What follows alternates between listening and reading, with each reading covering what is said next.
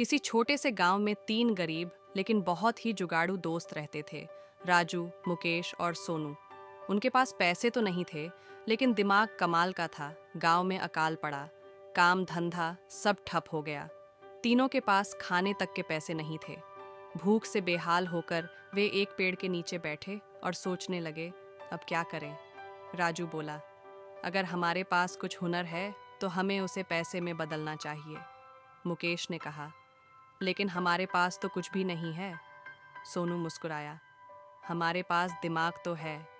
तीनों ने गांव में घूमकर फेंकी हुई चीजें जमा की, पुराने डिब्बे, टूटे बर्तन और लकड़ियाँ। फिर उन्होंने एक स्ट्रीट फूड स्टॉल लगाने की सोची, लेकिन बिना पैसे के कैसे। वे एक बड़े बाबा के पास पहुंचे और बोले, बाबा, हम आपके लिए मुफ्त में खाना बनाएंगे, बस हमें थोड़ी सामग्री दे दें। बाबा मान गए और तीनों ने मिलकर गांव में सबसे सस्ते लेकिन स्वादिष्ट पकौड़े बनाए।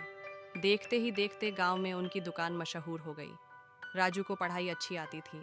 उसने गांव के बच्चों को पढ़ाना शुरू कर दिया। लेकिन पैसे कौन देगा? सोनू को आइडिया आया, हम बच्चों को फ्री पढ़ाएंगे, लेकिन अगर वे पास हो गए तो माता पिता हमें इनाम देंगे। गांव वालों को यह शर्त पसंद आई और कुछ ही महीनों में राजू का ट्यूशन सेंटर चल पड़ा। तीनों ने कुछ पैसे इकट्ठा किए और एक मुर्गी खरीद ली, लेकिन ये साधारण मुर्गी थी, कोई सुनहरे अंडे देने वाली नहीं।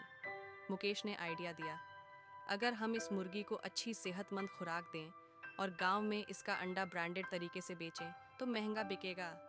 उन्होंने इसे जादुई देसी अंडा नाम दिया और गांव में सबसे शुद्ध अंडे का दावा किया। जल्द ही लोग उनकी मुर्गी के अंडे 2 गुने दाम पर खरीदने लगे। कुछ महीनों बाद तीनों दोस्त गरीब नहीं रहे। उनके पास पैसा भी था और नाम भी। उन्होंने सिखाया कि जुगाड़ और मेहनत से कोई भी अपनी किस्मत बदल सकता है। अगर पैसा नहीं है तो हुनर से कमाओ। हर समस्या में एक अवसर छिपा होता है। कभी हार मत मानो, जुगाड़ से ही सही, आगे बढ़ते रहो।